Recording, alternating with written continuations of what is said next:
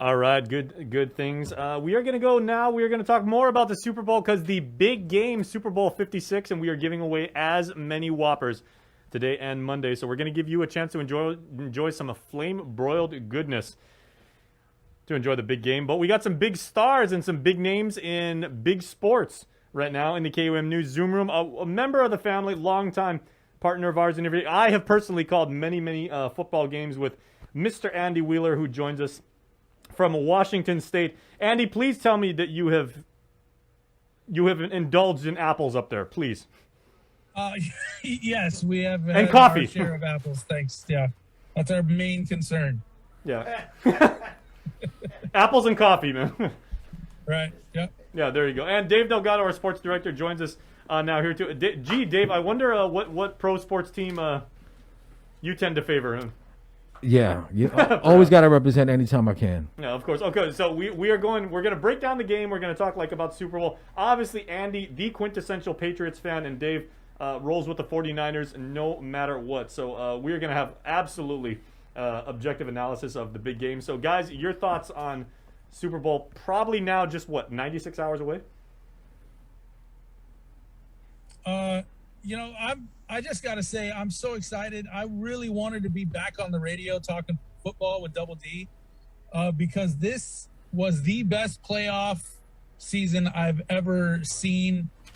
I mean, the best games, you have the game that you think, oh, this is the game of the century. And then the next game is better than that.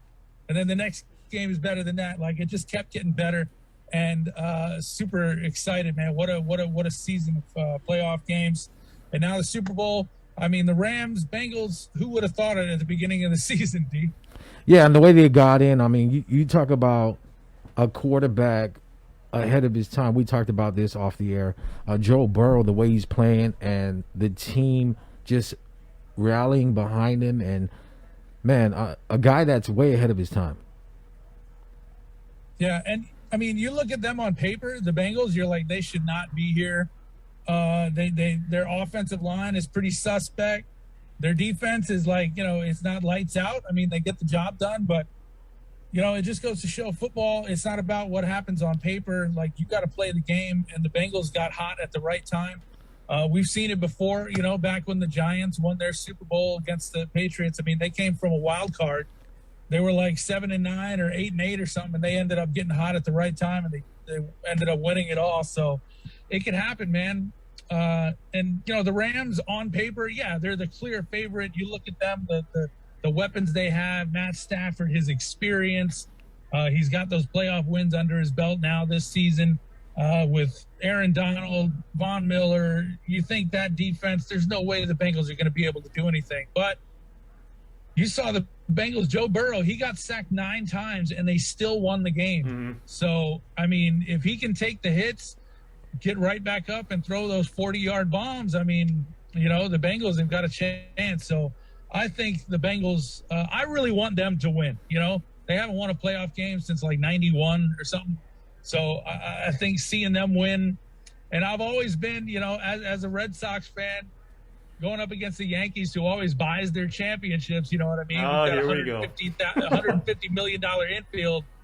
Like, the Rams are that Yankee team. They bought it, They got Von Miller, they got OBJ, they got all these big free agents, they got Matt Stafford. It's like, I just feel like I have to root against them because I don't like the teams that just throw money at a problem, Now, Andy, you've said something, and when you and I called a bunch of games, we talk about the upstart freshmen and sophomores going up against the seniors and the guys with experience, and look at that. Joe Burrow, second year. Jamar Chase, rookie.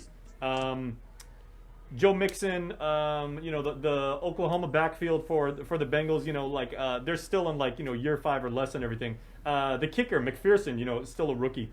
Talk about the fact that it may actually be to Cincinnati's benefit that these guys are so young and they've got so much energy and so much adrenaline pumping and everything. They don't know they're supposed to be nervous. Right? Yeah, I like to say you're too stupid to know better. You know what I mean? There you go. They're young, they're rookies, they have that confidence. I mean, Joe Burrow, he's been groomed to do this his whole life. He's always had that confidence. I'm sure you see what he did at LSU, the national championship. He just always had that confidence because since he could pick up a football, people have been telling him, hey, you're great. You're going to do big things. And, he believes it. So they haven't had those playoff losses. They haven't had the defeat where you get to the Super Bowl and you lose and then you come back hungrier. So, yeah, I mean, a lot of times that can get in your head, the fact that, oh, man, I've been here before. I lost this game. Oh, I know how this feels. Like you kind of have that mentality. But when you don't know any better, you've never experienced it. Like you're like, whatever, let's just go out there and do it. We know how to play the game. We can do it. We're not scared of anybody. So the Bengals, I think that could play in their favor. Yeah, well, I think when it comes down to it, for me personally, it's about experience. And like you said, the Rams, they're built for this. They spent all the money. They gave up all the draft picks to win now. Matthew Stafford's been here, and he needs a Super Bowl. The teammates around him, Aaron Donald, I mean, you talk about a leader on the team, a guy that just pulls everybody together and is like, this is it. This is our time. And that's what you need. I mean, Von Miller, Super Bowl MVP. Defensively, they got sacked 9 times. Burrow got sacked 9 times against the Titans. And a D tackle for the Titans picked up 3 sacks. And if he can get 3 sacks, imagine what they're going to do with Aaron Donald. Now, if Aaron Donald gets double teamed, that's going to free up the edge. Von Miller, he's going to bring it. And I think it's about preparation. I mean, the Super Bowl is in L.A. The atmosphere there is going to, I think, really help them out. And all the veterans on the team. I mean, you get these veterans on the team just going down the sideline, making sure everybody's on the same page. Since he's not a real good traveling team, I mean, their fans, it is Midwest and everything like that. Not sure how many fans they've got out in LA and everything like that, but we haven't absolutely seen them in this situation, so we don't know. The Steelers, I mean, they're the best traveling team in the league. You see their fans at every single game they play. Same for the Cowboys. The Bengals, they've been so bad for so long. The fans are like, I didn't want to admit that I'm a Bengals fan, but now they're here. So I just think that you're going to see a lot of Bengals fans, but of course it is in LA, so there's going to be more. But people love a good underdog. People love that upstart, the dude that's not supposed to win. So I think you will see a lot more people rooting for the Bengals than anybody, because everybody else whose teams have been knocked out of the playoffs, we're like, well, I got to root for somebody. And me personally, I think that I want to see the Bengals. The AFC, I want to see them represent, and anybody in the NFC West can just just get destroyed. I do want to ask you guys, ever. like both of you, right? Because the previous 2 times that Cincinnati's been in the Super Bowl, they've lost to Dave's 49ers, right? Andy, You're really high on Joe Burrow as a quarterback and everything. How would you rank them between the other 2 quarterbacks that have been under center for the Bengals, between Kenny Anderson and Boomer Esiason, and now you got Joe Burrow? I think Burrow's actually probably got the most upside of those 3 guys, and those previous 2 guys were really, really good. Yeah, I think so too. But it's just the game has changed so much. The offensive schemes, back, in the 80s, the playbook was, you had 5 plays. We had 4 running plays, and we had a couple pass plays. That was about it. Now it's just crazy learning the playbook. These guys spend months and months and months trying to do that. So I think, it's just like any sport, any athlete, comparing different generations. The games have just progressed. The athletes have become so in tune with their bodies and their training that, it's hard to compare. But yeah, you look at, I would rather take Joe Burrow over Boomer Esiason right now. I just think that in this league, the way you play the game, Joe Burrow, he's that quarterback that teams are looking for now. You look at Justin Herbert, you look at, Patrick Mahomes and Josh Allen up in Buffalo. These guys that, dude, they can sling it on a rope 60 yards downfield and pinpoint accurate. And I just think that that's the type of QB you got to have now. So I think Burrow, he's the guy, man. As far as Cincinnati goes, and this is only his 2nd year, so who knows what this guy's going to do in the rest of his career. And Dave, you said this because with all of the things that Joe Burrow does correctly, and you coach youth football too. He does so many things well. The one thing that you can't look past too is he really doesn't make a lot of mistakes.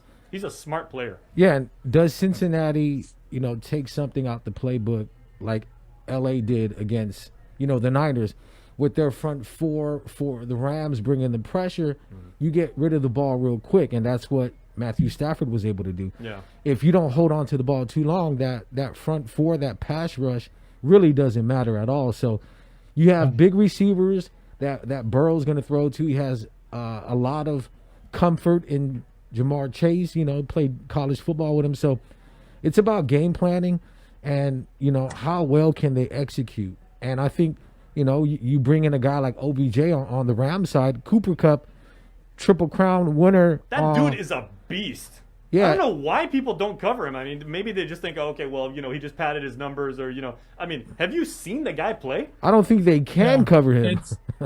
He's had one of those, historic seasons, and the fact that everybody knows it's going to him and he can still get wide open, defenses are just, I don't know what their problem is, but seeing him get open is crazy. I mean, you got to double team that dude and take him out of the equation completely. Got to get safety help and then let somebody else beat you. But then you got OBJ over there. You got all these other weapons. It's like, pick your poison. So it's going to be tough either way. But I think Cooper Kupp is definitely going to have a big game. Yeah, and which team can run the ball? The Rams, they're going to stop the run. Can Cincinnati stop the run? Because if you can have a well-balanced offense and keep somewhat time of possession, it's going to be in your favor. But I look for this game to be in the quarterback's hands on both sides, a lot of passing, 40-plus attempts from each quarterback. And, that's what it's going to be. It's going to be a shootout, I think. I think that you've got amazing defense for the Rams. You've got these high-powered offenses. So I could go either way. It could be a 45-48 game or like 17-10. I just, I don't know. It's hard to gauge, but I'm definitely looking forward to it. Okay, guys, who do you let me get some predictions for you guys. Who do you guys think is going to be MVP?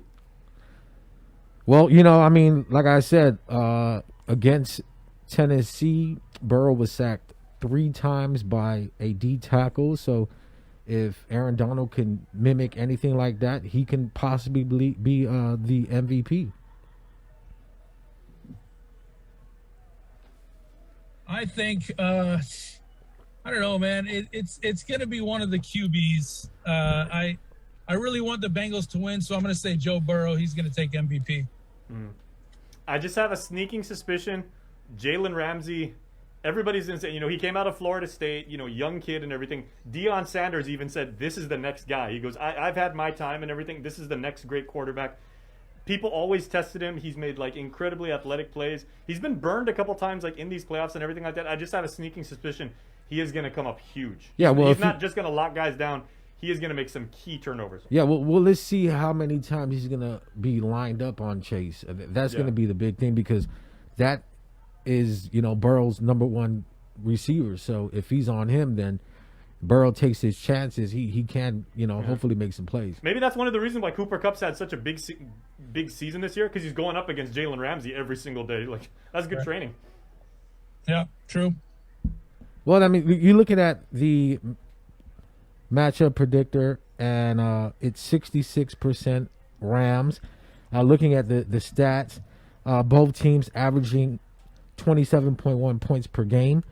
Points allowed, pretty much the same. Total yards, pretty much the same. But when it gets to passing yards allowed, that's when it's a big discrepancy. And then rushing yards, the Rams only give up 54 compared to the Bengals 127. So that's where the game, I think, is going to be won, is in the run game.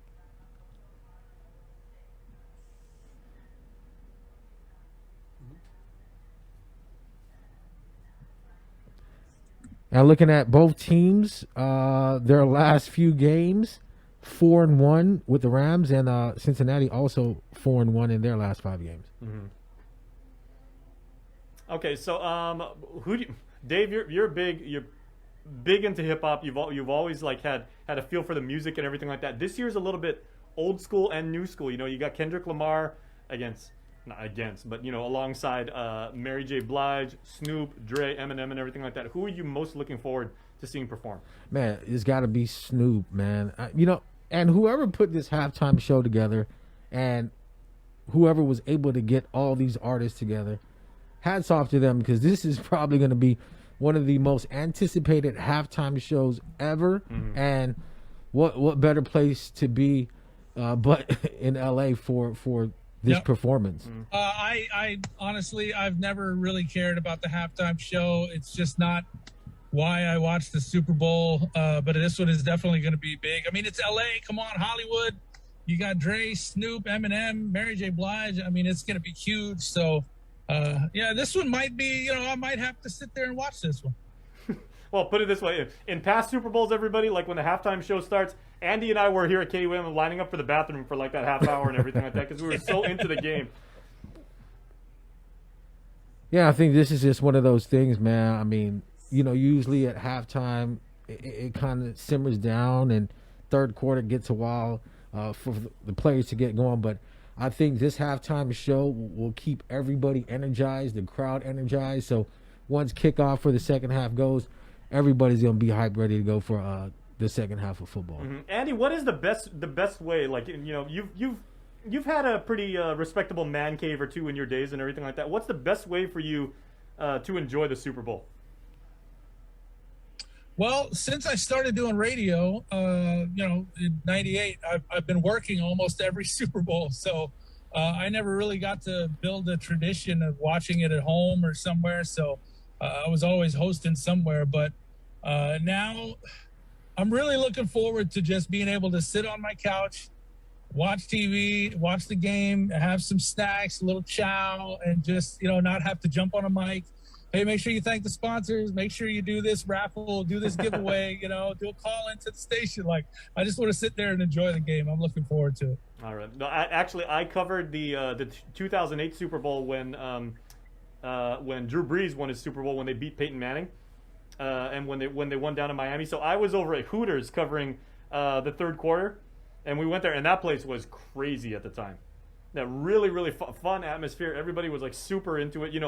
Obviously, everybody was really, really hyped, but there was, no silliness, no drama, and everything like that. Just a whole bunch of people in a confined place who really love the game. So, I mean, that's good memories for me. Yeah, times have changed, but, this is one of those days where everybody can enjoy a good game of football. There you go.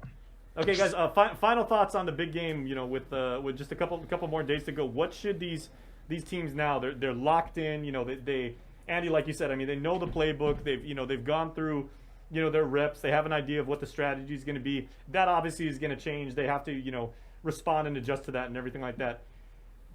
From a player's perspective and also from a fan's perspective, what do fans have to do to just get through this weekend and say, okay, I'm ready for kickoff? You just got to not think about it too much. You just got to go about your business, go to work, do whatever you got to do this weekend, make sure all the chores and everything are done, and then Monday when it's game time, then you can really focus and zoom in on the game. But for the players, I mean, it's all about execution. The playbook, you know it, the plays, the scheme, what to do, but it's about execution on game day. You can have all the plays in the world that light up, but if you don't execute them, nothing's going to happen. So protect the ball, execute, and the team that does that best is going to win. All right. Yeah, for me, I think it's don't switch things up too much. Do it. Right. Yeah. Do what got you there, and then adjustments. I mean, at halftime, that's when you can switch things up, and those plays you've been sitting on, okay, throw them in and try to get them working. But Sean McVay said it himself before the last Super Bowl. Overthought, too much overthinking, and that kind of messed it up. So this time around, just do your thing. Let the guys get out there and play ball, and then just make your adjustments along the way. All right. Okay. Yeah. And final, do what you do. Exactly. Final question for Dave. The Rams have been the 49ers nemesis for, not just like in the past, this season or the past couple of years. I mean, yeah, they had like a little bit of a scuffle with the Seahawks for like a couple seasons. The Rams and the Niners have been bitter enemies for a really long time. If LA hosts the Vince Lombardi Trophy at the end of the game, I'm booing. I'm booing. How many flowers are you going to give the Rams? Yeah, well, I mean, that's one of those things. I mean, I'm kind of still salty about the loss, but I just don't see the Rams losing. I mean, they spent everything. They gave up everything to win now, like Andy said. Not tomorrow, not next year, win now. So if they don't win, it's going to be a big disappointment. But I just don't see them losing. All right, so that's Dave Delgado, our sports director, and Andy Wheeler, of course, the president and founder of the Tom Brady fan club West Coast chapter now in Washington State. Andy, man, Andy, we miss you, bro. We think about you all the time. Thanks for having me on, man. I miss you guys too. I miss talking football on the radio for sure. Hey, Always a pleasure, my brother. Yeah, and we'll see you real soon, man. We can't wait till we can all be together again. And yeah, keep me in mind next season, man. We'll be talking more football if you want. Absolutely. So, okay, so Link fam, make sure you put your thoughts in all our comments. Remember, we're live on Facebook, on YouTube, and Twitter as well. We want to know how you feel about the good game, the big game. And tell you what, Dave and some of our colleagues here at KUM also did a dramatic reading. Speaking of the halftime show, we got some really, really top-notch talent for you. We're going to play you this amazing clip now of Dave and the KUM reporters doing dramatic readings of their favorite lyrics from the halftime show.